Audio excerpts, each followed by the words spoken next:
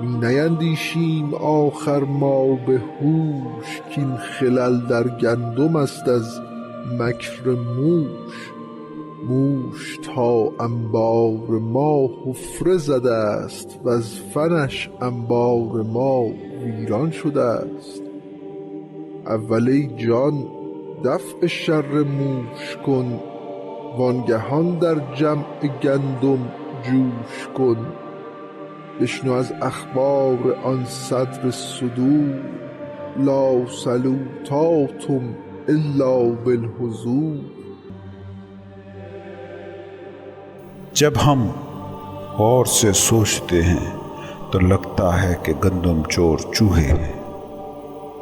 چوہے نے ہماری بوری میں سوراخ کر دیا ہے، اس کے فریب سے ہمارا ذخیرہ برباد ہو گیا۔ اے عزیز، پہلے اس چوہے کی شر کو رفع کر، پھر گندم کو جمع کرنے کی کوشش میں لگ۔ صدر الصدور کی یہ حدیث سن لے، کوئی نماز بنا حضوری قلب ممکن نہیں۔ یہ ہیں آج کے ایپیسوڈ میں شامل اشعار۔ آئیے اب ان کی تفصیل سمجھنے کی کوشش کرتے ہیں۔ گزشتہ ایپیسوڈ کا آخری شعر تھا کہ ہم گندم جمع کرتے ہیں، مگر بعد ازاں پتہ یہ چلتا ہے کہ بوری کے اندر تو کوئی چوہا تھا جو ساری ہی گندم چٹ کر گیا۔ یہ چوہا کیا ہے اور یہ کیسے کام کرتا ہے؟ عزیزو، یہ نقطہ سمجھنے کی کوشش کرنا کہ یہی ایک نقطہ بھی اگر سمجھ لیا گیا تو سچی بات ہے اور کچھ بھی سمجھنے کو نہیں ہے۔ رومی جسے چوہا کہہ رہے ہیں وہ ہے انا، اور جسے گندم کی بوری کہہ رہے ہیں وہ ہے تمہاری زندگی کے سارے تجربات۔ کبھی تم نے سوچا کہ تم روز زندگی جیتے ہو، روز زندگی کے کنہی نہ کنہی تجربات کو جیتے ہو؟ کبھی سوچا کہ ان تجربات کے پیچھے یا جو بھی تم کرتے ہو اس کے پیچھے مقصد کیا ہوتا ہے؟ کوئی بھی شخص جو پانی پینے کے لیے بھی اٹھا، وہ کیوں اٹھا؟ اس کے پیچھے مقصد کیا تھا؟ اس کے پیچھے مقصد تھا لذت، لطف، مزہ، بلسفلنس، خوشی، خوشگواری۔ پانی پینے سے لے کر فیکٹری بنانے تک، اور فیکٹری بنانے سے لے کر حکومتیں چلانے تک، جو بھی تم کرتے ہو، جو بھی تم کرنے روز جاتے ہو، اس کا مقصد کیا ہوتا ہے؟ سوچو ذرا، شادی کا مقصد کیا ہے؟ بچوں کا مقصد کیا ہے؟ سوسائٹی کا مقصد کیا ہے؟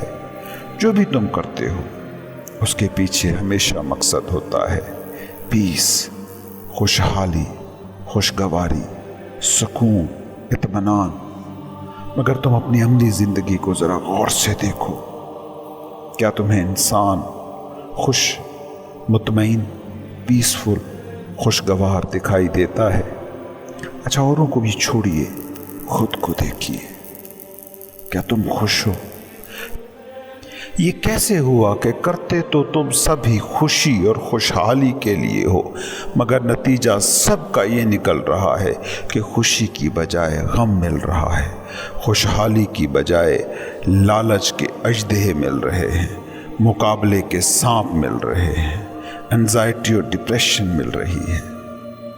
اب اس سارے پس منظر کو سامنے رکھو اور اس مثال کو سمجھو کہ ہم اپنی طرف سے بوری میں گندم بھرتے ہیں، مگر آخر میں پتہ چلتا ہے کہ چوہا سب کچھ ہی نگل گیا۔ تم بھی اپنی زندگی کی بوری کو ذرا کھنگال کر دیکھنا، جس میں تم خوشی اور خوشحالی بھر رہے ہو، اس میں تمہیں غم اور دکھ کے سوا، ایک بے مقصد دوڑ کے سوا کچھ بھی نہ ملے گا۔ انا یعنی چوہا تمہارا سب کچھ ہی نکل گیا ہے، تمہاری زندگی کی بوری میں گندم کے سوا سب کچھ ہے۔ اٹھا کر دیکھ لو اپنی زندگی کو، اس میں کہیں بھی حسن، توازن، تناسب، بیلنس، امن، پیس، وقار، گریس کچھ بھی نہ ملے گا۔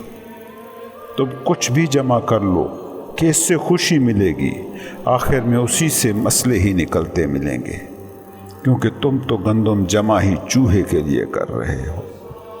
انا کا چوہا اتنا موٹا ہو گیا ہے کہ تمہاری زندگی کے بڑے سے بڑے تجربے بھی فرسٹریٹ ہو کر رہ جاتے ہیں۔ رومی کہتے ہیں ذرا غور تو کرو، تمہاری ساری گندم چوہا چرا کر لے گیا ہے۔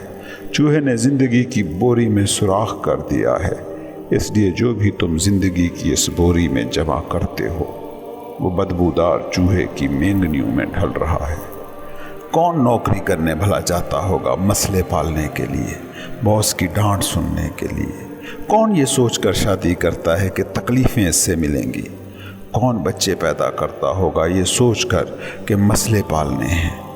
لیکن آخر ایسا ہوتا کیا ہے کہ تمہاری زندگی کا ہر تجربہ دکھ میں ڈھل کر سامنے آتا ہے، پریشانیوں میں بدل جاتا ہے؟ تم تو گندم ہی ڈھونڈنے جاتے ہو، آخر اس میں مینگنیاں کیوں ملتی ہیں؟ کیونکہ انا کا چوہا جو زندگی کی بوری میں تم نے بٹھا رکھا ہے۔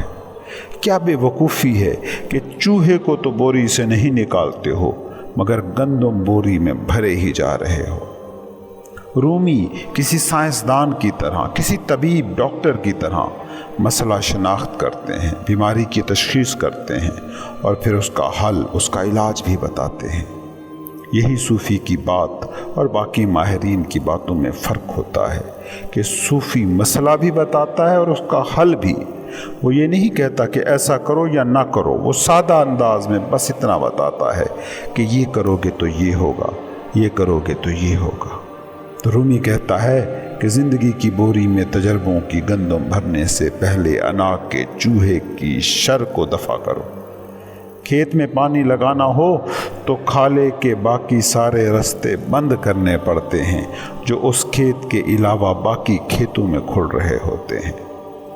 جب تک تم یہ سمجھ پیدا نہیں کرتے، یہ انڈرسٹینڈنگ، یہ فہم جب تک تم میں پیدا نہیں ہوتی کہ تمہارا مائنڈ، تمہاری انا کیا ہے، اس وقت تک جو بھی خیر تم جمع کرو گے آخر میں وہ شر بن جائے گا۔ تم گندم جمع کرو گے اور وہ مینگنیوں میں ڈھل جائے گا۔ چوہے کی شر کو رفع کیے بنا گندم کی بوری کی حفاظت ناممکن ہے۔ تم ذرا دیکھو تو صحیح اپنے ارد گرد کو، سورج ابھرا، چاند نکلا، پرندے چہچہائے، کونپلیں کھلی، پھول مہکے، بچے ہنسے، سبزہ اگا، بادل امڑے، بارشیں برسی، مگر ان کا حسن، ان کا زندہ پن تم دیکھ ہی نہ سکے۔ یہ سارے تجربے تم نے مس کر دیے کیونکہ زندگی کی بوری چوہے کی گرفت میں تھی۔